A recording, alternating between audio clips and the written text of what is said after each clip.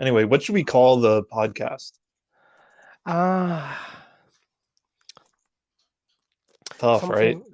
Yeah. Uh, Something. Something yeah. about Web3. That's the name of the podcast. Okay.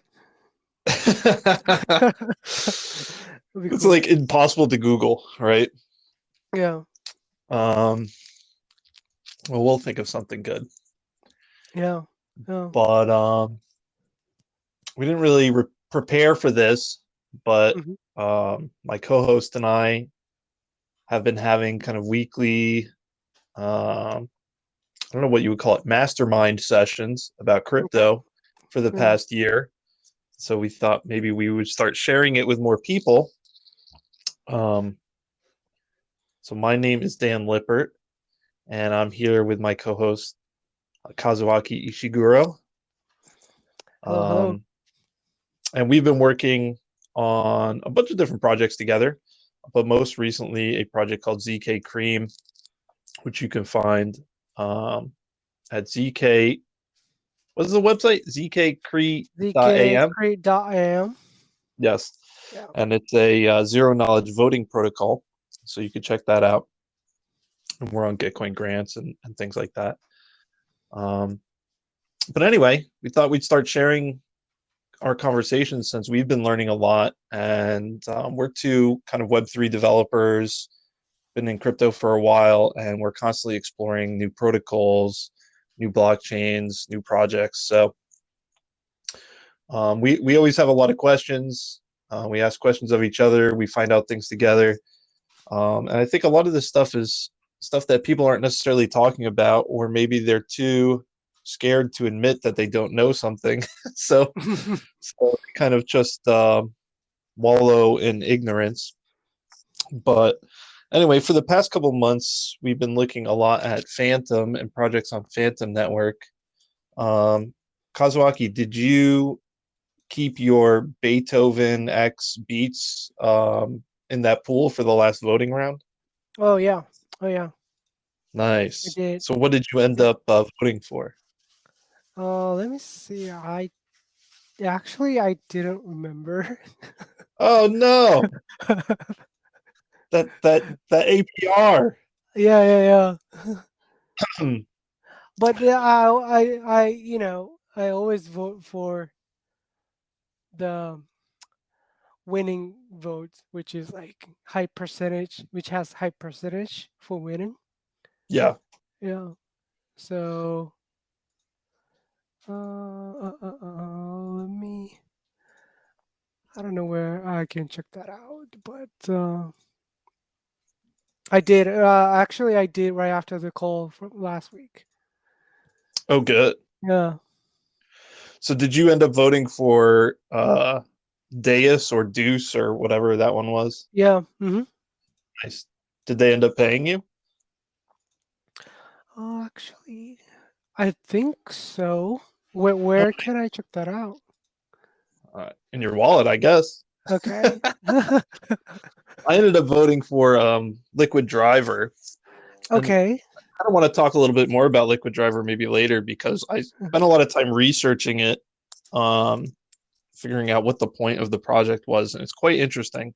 And it kind of changed my mind about locking in some ways. But anyway, um, and just real quick, Liquid Driver, when I say locking, it's kind of got that curve VE vote escrow token type of vibe, um, which I haven't been a fan of in the past because 4 years is forever to lock some asset in crypto world. But um, my mind has changed a little bit about it after doing some research.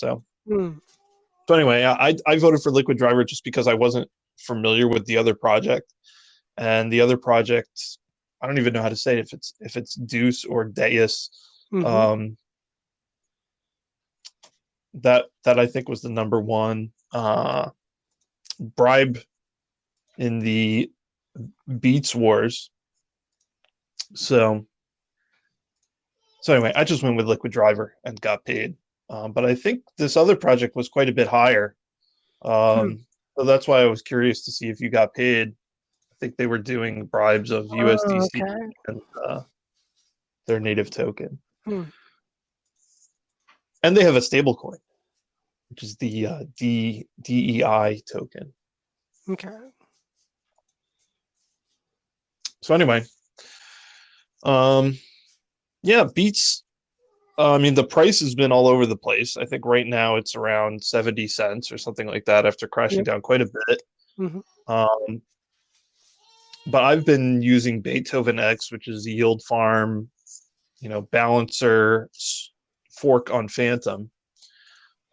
Started as a kind of unofficial fork, and then lately has a bit more official status. Of course, it's not an official balancer project or anything like that, but it's my understanding that the balancer team has accepted, if not encouraged, Beethoven X's efforts on Fantom. So anyway, it's a really really good platform.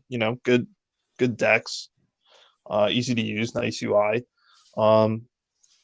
But they have like a lot of these sites, they have a native token, which they call Beets. And if you create a kind of lopsided, I think 80-20 Fantom Beets LP, that gives you the right to vote on the native token emissions. Nothing incredibly new there. I think a lot of different places are doing that. On Fantom, you have Spirit Swap. It also does something similar. Of course, you have Curve and all the projects surrounding Curve on Ethereum.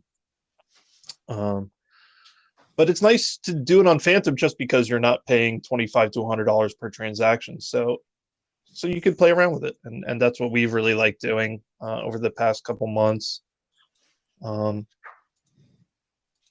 So yeah, what was your experience on Beethoven, like, Kazuaki? Yeah, I've been staking the pair of Beethoven and Phantom, and also a la carte pair, which is 25 ETH, 25 Phantom, 25% of wrapped BTC. Yeah.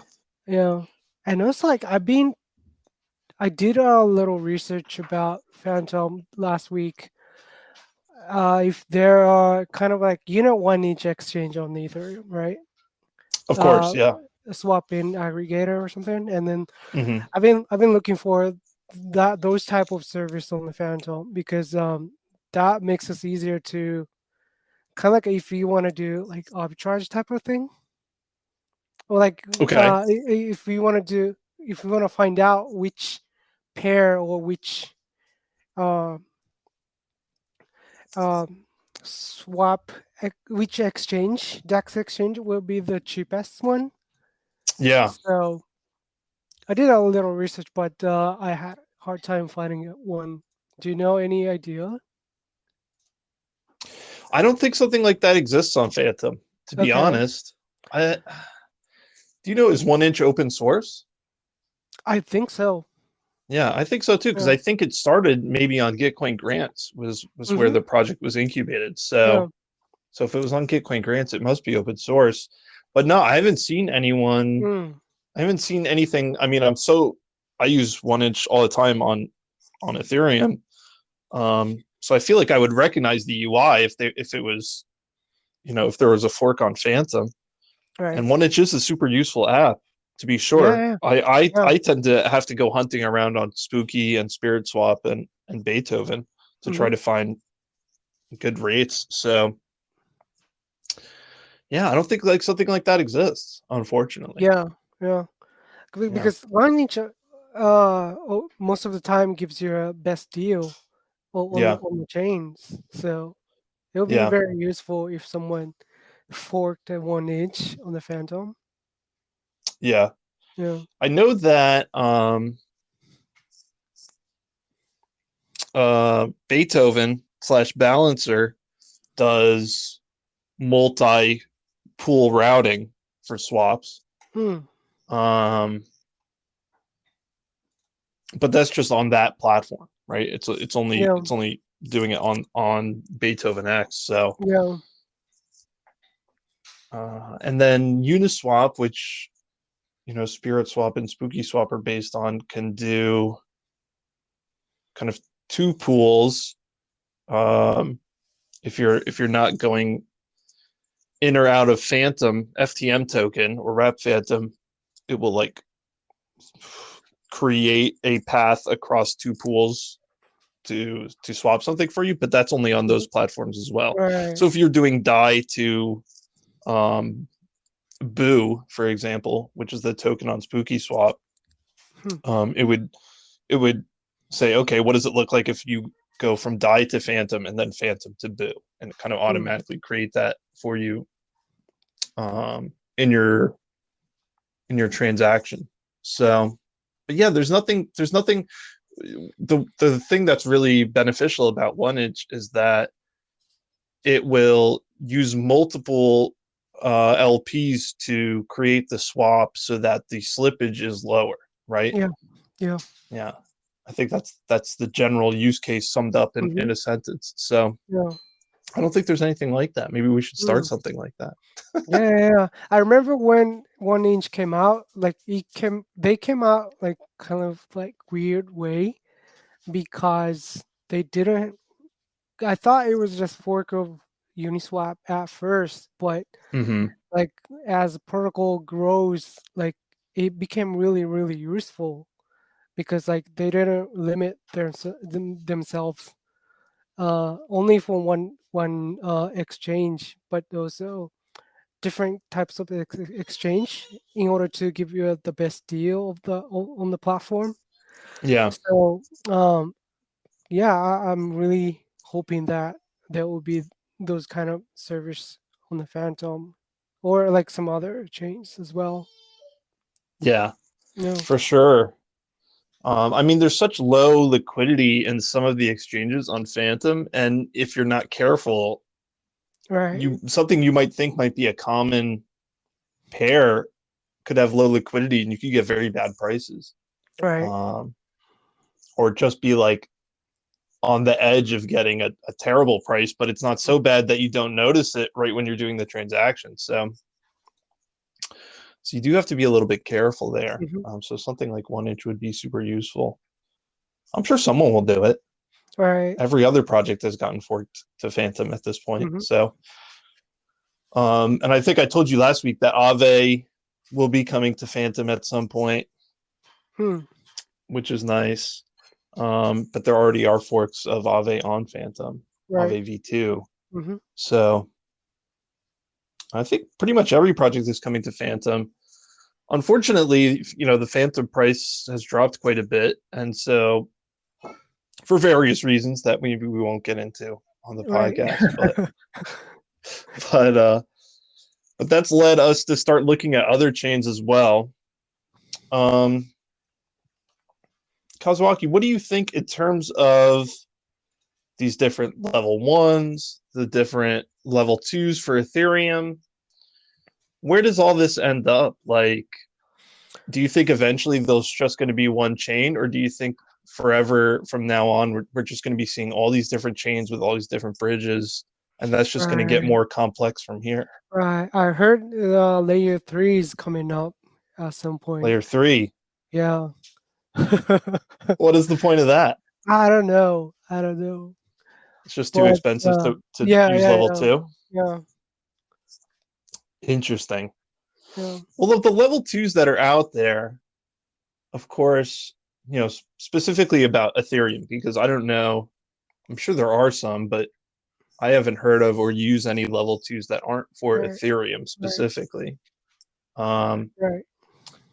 There's a lot of different models. The first one that I ever used, I think, was POA, XDAI, which is basically just like a centralized chain that is a side chain for Ethereum.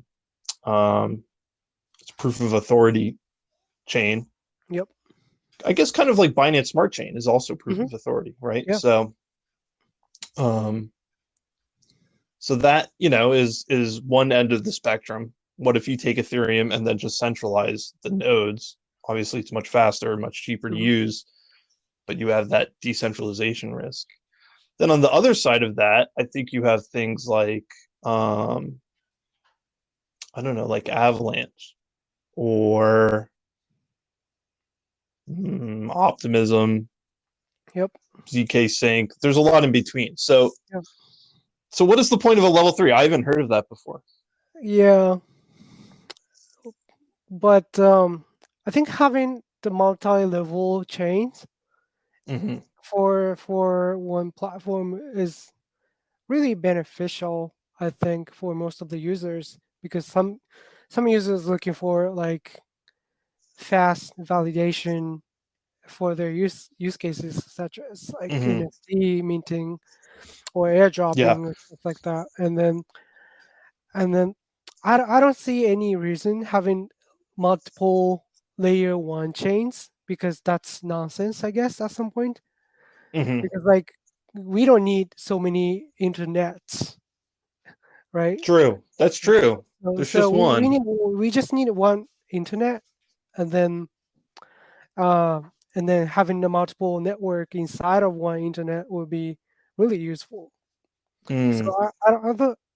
I'm not saying like root chain will has to be Ethereum Hmm. forever, but having the notion of multi-level chains is always good, I think.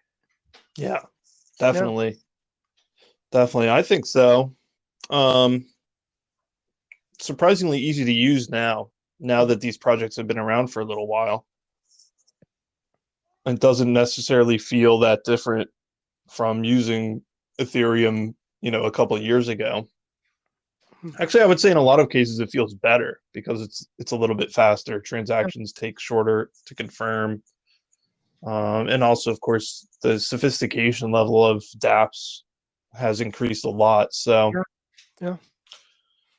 so it's definitely a nice experience. Although I will say it's interesting you say that there's only one internet, but if you do think about it, there are pieces of the internet that are siloed away from each other with kind of quote unquote bridges. If you Right. think about countries like China Oh yeah. or Yeah. even like South Korea, I think Japan as well, there's certain sites that will only let you access from within that country for whatever reason, Oh yeah. right? Um, I guess we won't get into the reasons, but there are pieces of the internet that are kind of siloed off from each other. And so I guess there's a little bit of a use case, but for the most part, you're right that there is just that one internet that we all use. But will it be Ethereum? I don't know. I mean, the transition of Ethereum to proof of stake. Recently, the EU had a vote whether or not they were going to ban proof of work, which I thought was Mm. kind of crazy, Yeah. but that vote failed. Um,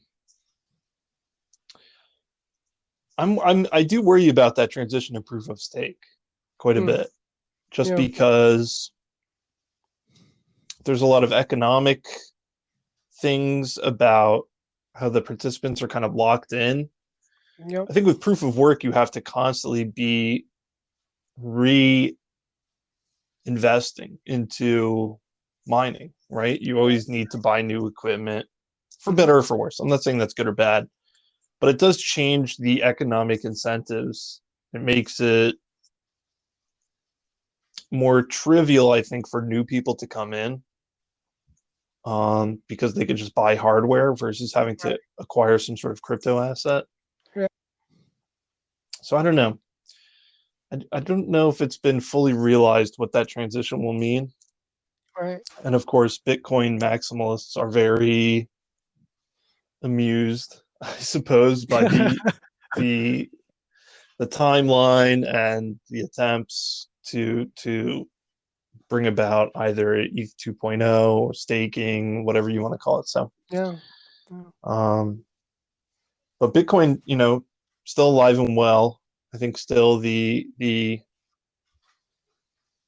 number one asset in terms of Yeah. most people's perspective.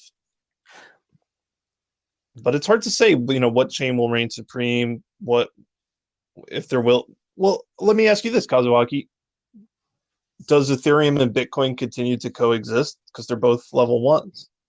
Oh, yeah, I think so. You think so? I think so. Because it, it's not my genuine idea, but a lot of people saying like people use Bitcoin for digital assets, right? Storing assets, and then for Yeah. Ethereum, that's for more application layer, which is like using integrating with the smart contract or like token exchange. So I Hmm. think in that way, Bitcoin and Ethereum can coexist. And I Sure. heard I heard some people were suggesting why why Bitcoin cannot transit to proof of stake, and a lot of people saying it's not Bitcoin if they move to proof of stake. Yeah, And that's true. so I'll definitely agree with that. That's what makes Bitcoin Bitcoin oh yeah, like is Bitcoin the has to be fact that it destroys the environment. yeah, yeah. Um, Stick with the Nakamoto consensus, and then Yeah. if it's not energy efficient, uh, we need to find out the the the efficient way to produce energy, not to sacrificing the consensus algorithm on the Bitcoin itself. Wow, that's a really interesting point. So Yeah, you say that Bitcoin, because it consumes so much energy, should be incentivizing humanity essentially in yeah, yeah. finding cleaner energy hmm sources So like rather than trying to pull back. exactly. So why don't we set up the mining farm right next to the waterfall or something? Yeah, Yeah. yeah. Well, I think they do that with geothermal already. I know there's that company that's like in Iceland or somewhere. Um, I don't know exactly what they're doing, but but I've heard of such things, and of course, like Bitcoin miners always go to where energy is the cheapest. Yep. So places like rural Washington in the United States, I've heard. Of course, places like where like Afghanistan and things like Yeah. that, right? So, huh. Oh, that's a very nice sentiment. I like that a lot. It's Yeah. an Yeah. interesting way to look at the problem. hmm Hmm. So Yeah. in that way, like Bitcoin maximalists are right about their philosophies, and also Yeah. like pushing the limits for energy company. Yeah. They're actually environmentalists. Yeah. Yeah. Yeah. And then Huh. if they fork Bitcoin and then create energy efficient chain or proof of stake chain, it has to be called Bitcoin Eco or Bitcoin Green. It's not Yeah. pure Bitcoin anymore. Yeah. I don't know how you would ever get to people to stop Right? mining actual original Bitcoin. It's Yeah. basically impossible at this point. hmm Even if countries start banning it, people are just going to go to other Oh yeah. countries. So, hmm and there's a lot of ways to kind of hide, mix, obfuscate your transactions. So, hmm even if they ban just transacting in it, I think that wouldn't stop it. So, but I will say, I don't really use Bitcoin. I don't really use the Bitcoin blockchain anymore. If I want to trade Bitcoin, I'm doing it on Ethereum Mm. or I'm doing it on Fantom or some other chain Right. with wrapped Bitcoin. Wrapped Bitcoin, right? Yeah. Yeah. So I honestly don't know what the point of Bitcoin, the chain itself, is at this point. Right. If most of the That's true. transaction volume is happening on other chains, I don't know if That's that's actually true. true. That's If the true. transaction volume is happening on other Mm. chains, but that's the way I've been using it, just because hmm it's easier to work with and I can do more interesting things with it. And I'm not that. I mean, you have things like Lightning Network and other people trying to do cool things with Bitcoin on the Bitcoin chain, but the quote unquote cool things that they're doing, I'm really not that interested in. You know, Yeah. It's I true. want to do DeFi. That's true. Yeah, a lot of people are excited about like Lightning Network or some other stuff, cool stuff happening on the Bitcoin, but um, I personally haven't touched yet, so Yeah, I don't know. yeah. Is there DeFi on Bitcoin? Well, if you're listening to this and you're a Bitcoin DeFi user, let us know. Yeah, yeah, I want to know really. Yeah. I mean, So, what would you pair it with? Counterparty? That's the only other chain that I know of on Bitcoin. I'm sure right, there are many others. Um, yeah, but I mean, Lightning Network is an evolution of kind of state channel technology, right? mhm, So yeah, really useful as a payment platform, but I don't think people at this point in time, payments is not really the use case for crypto. hmm, Um, so do we need that? And what is it being used for? You know, right, right, what is the ideal use case? I think 5 years, 4 or 5 years on from the idea of state channels and um, scaling solutions like that, the use cases have changed, and people want it to be more programmable. right, We want DEXs, we want hmm, DeFi. So, so it's really interesting um, to see where the other chains have gone outside of Bitcoin and see where Bitcoin's actually being used. hmm. But that proof of work, I think, is so important. So Oh yeah, it'll be around forever, hopefully. yeah. Hopefully. I know. Uh, Have you heard any new consensus algorithm lately?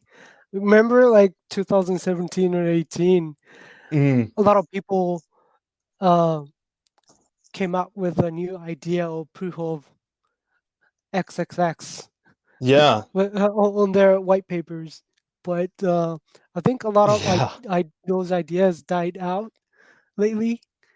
they sure did. Yeah. They sure did. Um, you know what? The one that comes to mind is Saya, Okay. Sia. Um, but that was like I think one of the first like hard drive storage, you know, Oh, yeah, yeah, yeah, yeah. kind of things. I don't Sia coin? know what happened to Yeah. that project, Sia or to be Saya honest. coin? Yeah. Yeah. But there was Yeah, another one yeah. that came out a few years ago that I think was much more hyped. What was that one called? Filecoin? Not file. There's No, a newer Filecoin? version of Okay. Filecoin. What is it called? Chia? Oh, yeah, oh, yeah. I just remember people were blaming it for driving up the prices of hard drives. Hmm. Do you know what I'm talking about? What? Yeah, yeah. It's Chia. It's Chia coin. Yeah. Chia coin. Mm-hmm. I don't know how to pronounce it. Like Chia Pet. Yeah. Do you know what Chia Pet is? Mm-hmm. What is that? It's a clay figure of a sheep or horse or someone's head or something like that that you it's like an American goofy product that you Okay. put chia seeds on and then you water it and it grows hair like it grows wool for the Oh. sheep or hair on the Oh. head. It's really stupid. You'll have to look it up. It's Oh, called okay. Chia Chia Pet. pet. Yeah, yeah, Yeah. Anyway, so this cryptocurrency is also called Chia, yeah. Okay. and their consensus algorithm is proof of space and time. Whoa. Yeah, yeah, yeah. I heard that. I think I heard that because like they integrate some kind of z zero knowledge proofs on the system. Oh, interesting. Yeah, Interesting. because I had one of the developer from Zcash moved to the Chia coin and they integrate Wow. ZK at some point. I guess it was created by the guy who created BitTorrent. Hmm. So that's exciting. Obviously, BitTorrent was a revolutionary, Yeah. whatever, whatever you call that, a revolutionary file sharing Hmm. platform. Peer to peer. Yeah. Um, yeah, peer to peer. That's a nicer Mhm. way to put it. Yeah. Um, but of course, the price is very low compared to the all-time high right now. The price is at $67. I guess at one point it had spiked at $1,500. So down 96%. I like those odds though. That's the time to buy, right? When it's down 96%. Maybe not financial advice, of course, but that's an interesting one. I had heard a lot about that. It's a smart contract platform. I don't think it's EVM compatible though, right? Are people using it? Are there apps out for it? I don't know. We'll have to do some more research, I think. Yeah, I heard one of my friend were running a node for Chip Network, so I might have to ask them. Yeah. Yeah. I think you only need a couple terabytes of disk space to run the node, which is why people really like it. Yep. Because it's kind of a sunk cost. That's not the term, but you can. It's like a one-time cost of buying the hard drive space, and then the electricity cost is relatively low. So I think people like that. So what do you think of that? I mean, that's interesting. That's interesting. Instead of using energy, you use the time it takes to write to the disk and the disk storage space as a proxy. So more environmentally friendly, I suppose. Of course, you have to manufacture hard drives and things like that. Yeah. That's an interesting one. Yeah. Yeah. That's probably a good one to take a look at. But there's just there's so much out there, of course, and there's so little time to check it all out. Yeah. I mentioned earlier that I was taking a look at Liquid Driver, and I finally figured out what the point is of Liquid Driver, so to speak. Yeah. On its face, it looks like just another kind of vampire attack platform, right? Where it's like a yield farm with higher yields, but you're being paid in their native token. And so the concern there is always that, this yield farm is getting a usable token from another project that's highly respectable with a lot more history, and they're going to take that, and in return they're going to give you their useless token, essentially, that has no history. So Liquid Driver does do that in a sense, in that you could deposit your Spooky, Spirit, Beethoven, whatever LP tokens. They'll take your Boo and your Spirit, and they'll give you their LQDR. But they've done something really interesting, which is that and this is why it's called Liquid Driver, I assume, is that they've come up with a protocol that allows you to liquidate.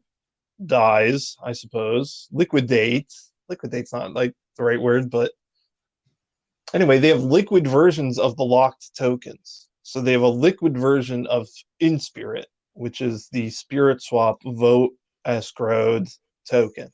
They have liquid version of their own token now. So you can lock the LQDR token and get this XLQDR, which gives you platform fees and governance and things like that. And now that you can make liquid. They also have LIHND. So for 100 Doc Finance, they have a liquid wrapped version of VEHND. So that's kind of a cool idea. And basically what they do is they have a contract that will lock your token, whatever the native token is, Spirit or HND, and they lock it for a long time. But of course, with all these projects, there's a linear unlock. So as soon as you lock your tokens, they start unlocking linearly over that 2-year or 4-year period. So their contract it's almost like a yield aggregator, like Reaper.farm, but for locking, where it's constantly relocking what becomes unlocked. And in return for depositing your vote escrow tokens into this contract, they give you a token. liquid in spirit or liquid VEHND. So quite a cool idea to allow people to trade um, liquid versions of locked assets, which I think was kind of the idea behind the Solid exchange. I think we're going to be seeing a lot more of this concept. But for me, I had heard that Beethoven was considering going to a locked type of protocol, which honestly terrified me. But I think what they're going to be doing is working with someone like Liquid Driver to make it so that the locked tokens are still liquid, which I think is quite nice. Yeah. And also like LQDR price is pretty good compared to their uh compared to, like other like native token price, I guess. Yeah, Mm. I think so too. The Fantom network as a whole has been kind of in a downtrend, Mm-hmm. but when I watch, all of the projects price go up and down, seems like Liquid Driver always bounces back. They seem to have a really Yeah. strong community, Mm-hmm. and a lot of people who still want to buy more. So Yep. it's pretty interesting. It does have an anonymous developer, Mm. by the way. Yeah. It does. Um, it does, yeah. Some guy Wow. named Dr. Liquid. Awesome. Awesome. Yeah, that makes you more bullish, right? Yeah. Yeah. If the Did, did, developer did, is anonymous. did he speak where this liquid driver idea came from, or Hmm. did I don't know. obviously liquid driver is not a fork of anything, right? It's not what? Fork of any project on the Ethereum, I or don't think so. I think it's an right? original idea. Yeah. Yeah, it's pretty cool idea. I guess it's similar to Convex. Yeah. Not really though. I don't know. Spirit and 100. They're taking some ideas, I think, from Curve when it comes Hmm. to the locking. And so you could say it's kind of like Convex, but I think it's an original code base. I Mm. don't know. I don't know. Well, I guess you could just take a look, right? Yeah. Take a look at the docs. Yeah. Yeah. Um, Uh. and that's something I would encourage everyone to do. And I don't think Yep. it's that hard to do. Just go to a lot of sites use Gitbook. Um, Yep. just go to the docs and see if you can find the contract addresses. Right. Usually the top page. Usually, okay, they have a repo Oh, called Liquid okay. Driver Contracts. So if you take a look at that, well, they have a MasterChef contract. There's a time lock. There's a multi-call, but they don't have those listed. Hmm. Yeah. DeFi. I don't know. Yeah, look, I mean, they definitely have some. Well, I would say looks like pretty original looking contracts. Obviously, Yeah. they're using MasterChef, but um, Hmm. and they've got a BEP20 contract for LQDR, which I believe is a basic governance token protocol. Yeah. Um, Hmm. but yeah, it's all open source, of course. Right. And Um, the time lock contract came from Compound. okay. Yeah. Hmm. Wow. So yeah, I mean, in any event, I think where the real innovation comes from is this like Lin Spirit, LIHND tokens. Um, making locked assets liquid. I'd like to see more of that because I think Curve is quite good. It's one of the original kind of yield farming platforms. Yeah. But it does have the locking, and if you want to get the full yield, you do need to lock Curve tokens. And so I would love to see more liquid versions of that. I guess the only problem is that you can't. A lot of times you would want to buy these tokens so that you could yield farm. You can maximize your own yields when farming, because that on all of these platforms, 100.finance, Spirit Swap, Curve. If you lock tokens, you get an APR boost on your yields, right? Yeah. But if you use the liquid versions of that, you can't do it. So it's kind of made for a different audience in that respect, right? It's made for people who are bullish on the future usage of the platform, but aren't necessarily wanting to use the platform themselves, which is a bummer because I want to use the platform. That's true. I like stable coins, so yeah. So that's where I'm at.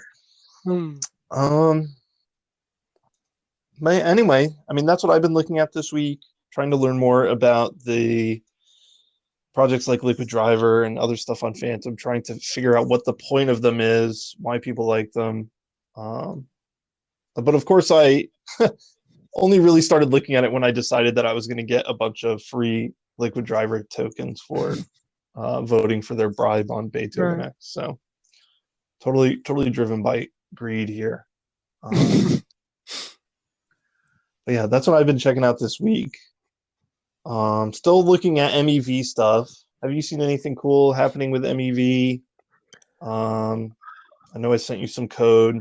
Yeah. To take a look at the yeah, there's a one there was arbitrage one stuff. Yeah, sample arbitrage code using 1 inch, like I mentioned earlier. Oh, okay, cool. Yeah, I try to run that code on my local machine, and then because it's a try to do that code, try to do the arbitrage on the Ethereum, and then obviously those DEXs are well liquidated. I mean, they have like a lot of liquidity on the Ethereum, so there would be no chance to do the arbitrage. But try to migrate into some other chains. That's why, like, I ask you if there are any service like 1 inch. Yeah. Yeah. I see. Well, that makes sense. Yeah. That's why you were asking about that. Yeah. Is it because people use platforms like 1 inch that there really isn't a lot of arbitrage on Ethereum and people have to go deeper for more malicious forms of MEV? Yeah. Yeah. Yeah. So it's good and bad. Yeah. So another thing about the other chains is that, and I'm sure we'll talk more about this in the future, is that there's maybe less MEV happening on the other chains, so you don't have to be as careful, quote unquote.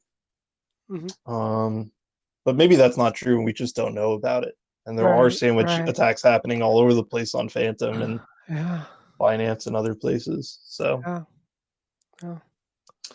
so I just don't know. But Ethereum seems to be where a lot of the action is happening. And we'll have to find out what other chains 1 inch is on. I'm sure they have plans to go to other chains. If not level 2s at least, right? Avalanche or Optimism or Polygon or something like that. So